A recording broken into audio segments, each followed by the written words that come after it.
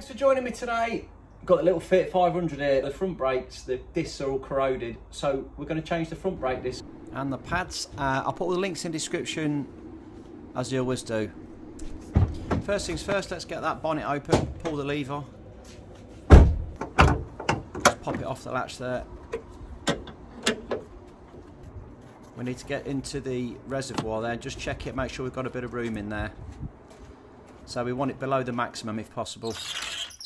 We'll get the jack underneath the car, we'll pop it under the chassis there. You've got that nice big subframe at the front. We can pop it onto that. If you're just using a smaller jack, you can go to the normal jacking point. You can see that big dent on the sill where somebody's put it in the wrong place on this one. But we'll pop the cap off there. A bit fiddly these are, they're a bit tricky to get off. Very brittle. But you just get your screwdriver behind it, just work it round gently and it'll come away. Look at that, it's a bit stuck, this one. Oh, there we go. We'll pop the wheel nuts off. You've got a locking wheel nut key there. These are all 17mm wheel bolts. I'm using the Milwaukee nut gun. Cracking bit of kit. Links in the description again for one of those. Take them 4 bolts out. And the wheels are sometimes a bit stuck onto the hubs. See, this one's really tight, look. We'll give it a good kick and see if we can't get it off. There we go. It just corrodes to the centre hub there, to the spigot in the middle. And there's the rusty old brake disc. Look at the state of that. It's corroded more on the inside, this one. First of all, we're going to take out the little pin. Little R clip there that goes through that pin at the bottom. We'll take that out of the way, then we're going to tap through the pin.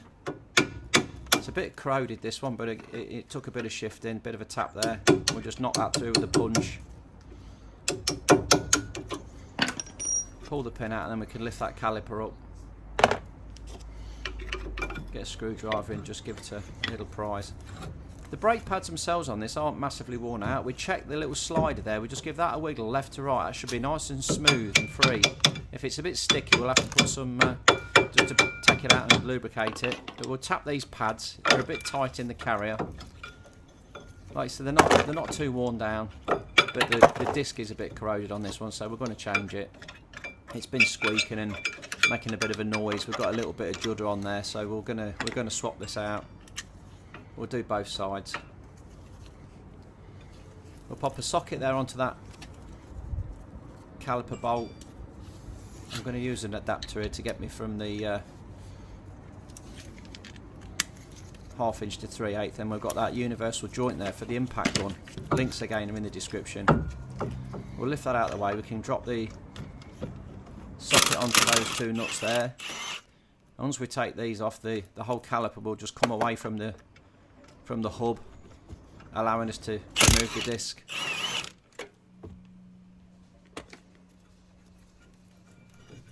There it is, just comes away nicely. It's got these 2 little lugs on here, these retaining lugs, that we're going to have to take out. These can be seized really tight sometimes. That one's come out nicely, so that's good.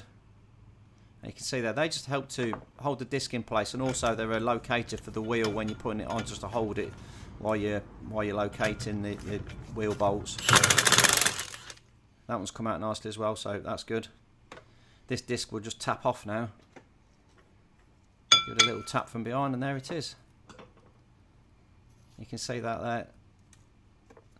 The other side is worse. I'm just going to give this a quick whipping around with the old sander there, just to clean up the corrosion on there. So when we put the new disc on, it's got nothing to get in the way, and it's going to sit nice and true on the hub. We've got those new brake discs. Pop the links in again. Look at them beauties, nice and shiny. These are a solid disc on this car, they're not vented, so they are cheap. Very, very economical, nice and cheap to replace, which is what we want. We'll line up the 2 holes, the little locating holes, and then we can pop those 2 lugs back in there to hold that in place. You can clean these discs down with brake cleaner. They have got a very, very thin coating on them. but it's not a really greasy coating like on some discs. So I'm not too fussy. They will just go on and be absolutely fine. If you really want to clean them down with some brake cleaner, you can. Entirely up to you. I get the old Milwaukee ratchets out there and we'll just twaz them up. There's one.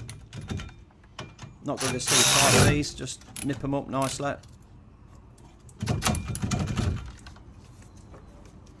Lovely, lovely.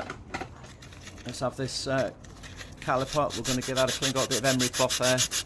80 grit. We'll just clean up those where the brake pads are going to sit. We're not going to go crazy mad. Just get rid of the bits of corrosion on there. Just scrape out those two little bits there. We can then slip this caliper retaining bracket back in again and refit the 2 bolts.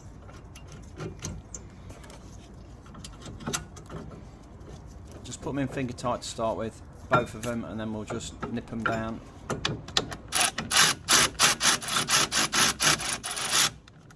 That's one. And then we'll wind them up nice and tight. Go on, give it some. These have got to be tight. Give them a good reef on there. Yep, there we go. I get these grips. These are just adjustable water pump pliers to push back the piston. I think they work really well. That's why we needed to check that fluid reservoir at the start, because we're pushing these back and the fluid is going from this piston back up the pipe and into that tank at the top. So you've got to make sure you've got a bit of room in there, as it will just overflow. I've got some nice new Pagid brake pads. Again, I'll put all the part numbers and the links in the description. We'll whiz those out there, out the box. Now on this side, there is no wear sensor. On the other side, there is. So you get 2 sets of wear sensors in this box, but we only need 1. There's your sensors, look. These Pagid pads are a really nice pad. They've got some new pins there, new pins and clips. These have got the anti-squeal backing on them and everything. They're really, really good quality. You can see that there on the back. This nice kind of padded. So you don't need to put any grease or anything on the backs of these. You can put a bit of lube on the edges of the pads if you wanted to, but you can just pop them in dry. It doesn't really matter. Doesn't make a great deal of difference. Just slide them in there. They can be a little bit stiff. Not a problem. Then we'll drop that down. We'll get us new pins and stuff ready to put in. I think we'll get out. A bit tight. Go on, there we go. You've got the little spring in the back of the caliper there to stop them rattling about. So there will be a little bit of tension at the bottom there. You can see as you push it, that spring in the middle there moving as it just gets down nice and tight. There we go. Let's have a look for his pins in here. There we go. Nice shiny ones and a new clip.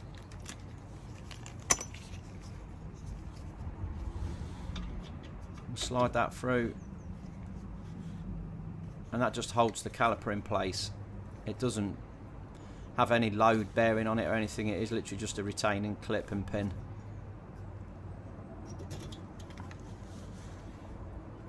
Push that through, and that's all in place nicely. That's not going anywhere. One side done pretty much. If you've got the wear sensor on your car, this one hasn't got it fitted to it, you would push the tab there into the pad and then just fit it and connect that up to the sensor plug, which would be there. Which we'll do on the other side. Like I say, I didn't realise at this point that we didn't have it on the, or we got it on the other side. So what we're going to do there is just clean up the back of this wheel, just get rid of that corrosion and a little bit around the hub there, and then we can drop this wheel back on again. We'll pop the wheel back on again with the nut gun. These are 110 Newton meters.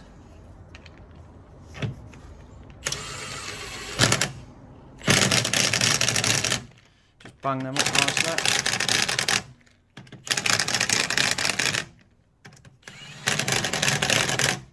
And we can refit the centre cap. Just push that back on in place, pop it on. Excellent. I'll drop the jack down. This jack has got a safety lock on it, so axle stands if you are worried about it coming down. This one, like I say, has got a safety lock on it, so it can't. So here we go, the other side. Let's pop that one off. I'm going to go through this pretty quick, but there is a few little differences. We'll just rotate that steering. Now you can see this one has got the sensor on it. This has got the pad sensor, that little wire coming out the bottom of the caliper there. And you literally push the little tab and pull that apart, and then the connector comes away. We disconnect it, just pop it out its little retaining clip there. Pull the pin out the pull the pin out the pin. Tap that through again. Got a bit dusty. And I think this is the side that was causing the vibration. This one is more corroded. Like I say, the disc on this side is more corroded than the other side. Let's lift that. I've just got to pop that off of its the little clip thing there. Yeah, you got to release that. Come on, get you out together. I'm going to try and pop the sensor out. Look, there you go. You could have just pulled the plug off of the little slider there. It comes straight off. But let's pop these pads out again. Like, these are a bit tight. There's a bit of corrosion there. There we are. That's them out of there.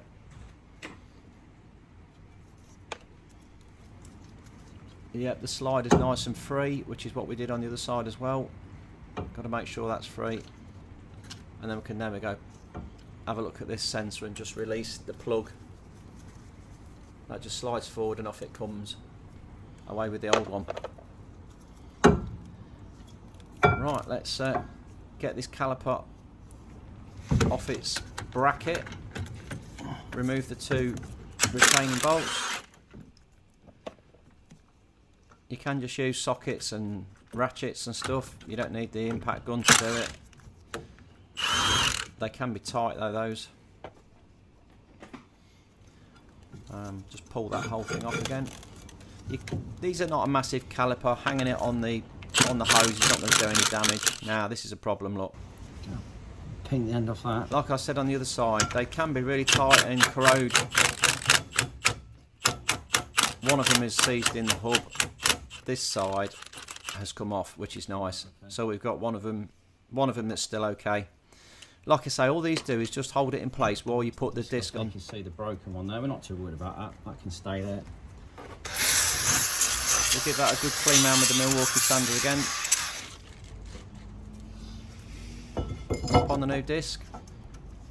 I'm going to put a little bit of lube on that because that has corroded on the end and that's why it's snapped. It's pretty pointless spraying rust off on this. It's on the inside of the hub there. You're not going to do a great deal. It's stuck and that's that. You can drill it and tap it if you really wanted to. Once the wheel's on, it's all held in place by the wheel, so them little two retaining bolts do nothing anyway. We'll give this one a good clean as well, like we did on the other side.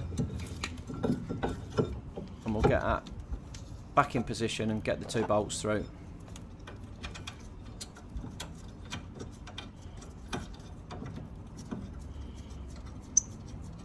That's the bottom one in. A little bit fiddly, look, but we'll get there. That's the top one.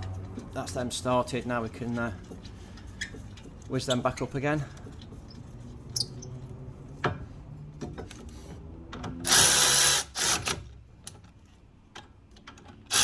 First, and then do them up nice and tight. There we go. That's one done. Yeah. And then the bottom one.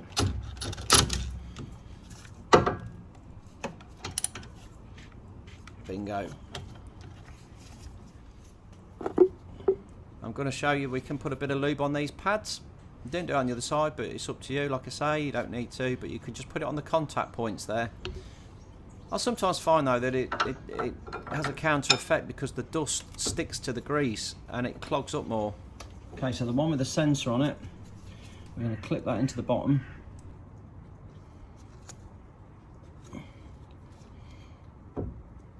You can see it just pokes out the back there. Drop a little bit of grease on that.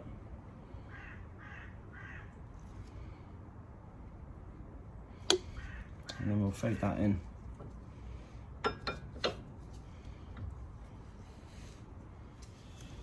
We'll squeeze back the piston with the big grips.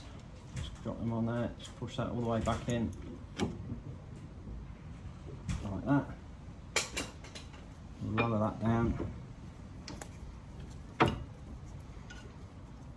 We can then feed the wire back up, clip it into its little clip. And then reconnect it to the sensor wire there. We'll clip that in like that, and then hook that back into the base like that. Job's a good one. And we can get his new pin back in here. Make sure the hole is pointing towards us when we slide this pin in, so we can see it. Just give that a little tap.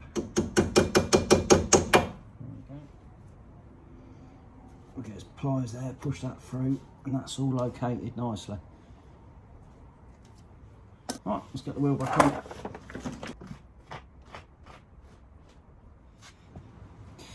As we saw, the bottom one snapped off. We're not overly fussed about that. We've still got the top one. These just retain when there's no wheel bolts in, just to hold it in place. Once the wheel's on, the wheel bolts go through and they hold everything together. So these also help out when you're putting the wheel on. They locate the wheel to stop it jiggling and wiggling. But you could run it without any of these in there if you really wanted to. Some cars don't have locators and the discs just float over the hubs. It's a bit of a pain. So one of them snapped off. It's not the end of the world. You're not going to get any wheel wobble from this. It's not heavy enough to cause us any problems at such a central point. This, you know, it's one of those. You could take it out, you could drill it, tap it and put a new one in there if you really wanted to. Like I say, we're not too fussy though. Let's get this wheel back on. Squeeze those nuts back up. Centre cap on again. Drop it down off the jack. There we go. Okay, so the new pads are in the front there. We just got to gently press the brake pedal just to bring the pistons back out again. Now, I never press the pedal all the way to the floor. I prefer doing just small little jabs there. Beautiful, nice and hard. So that's good. The reason I don't like doing big presses on the brake pedal is that the master cylinder, the seals in the master cylinder, normal use, they only travel a very, very small amount. And sometimes when you do work on the braking system and you press the pedal all the way to the floor, it's going to a place where these seals haven't been for a long while. And if there's a little lip there or anything, you can end up damaging the seals.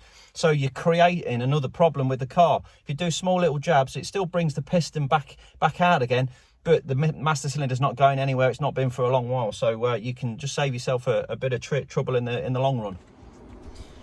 Last but not least, let's just check this fluid level. This one just needs a little top up, just a small amount in there. This is .4 brake fluid. We'll just take that up to the maximum now. Lovely jublet, and get the lid back on it. And we'll just drop that bonnet down, and that's the job done. So there we have it, Fiat 500. Brakes are all sorted at the front. The car's back on the road, no problem at all. I put links in the description for all the bits and pieces. We've got the brake pads, the brake discs, we've got all the grease, we've got the tools and everything. Links are all going to be in the description, so have a pop down in the link below. So the next video, again, is going to be the Fiat 500, and we've got to change the rear wheel cylinders. So we replaced the rear brake shoes, now we've got to change these cylinders that were leaking. So yeah, that'll be the back ones fully completed, and then obviously we've just done the front ones. If you've got any comments, always love your comments, drop me one in the box below, and like and subscribe, and I'll see you in the next video. Thanks.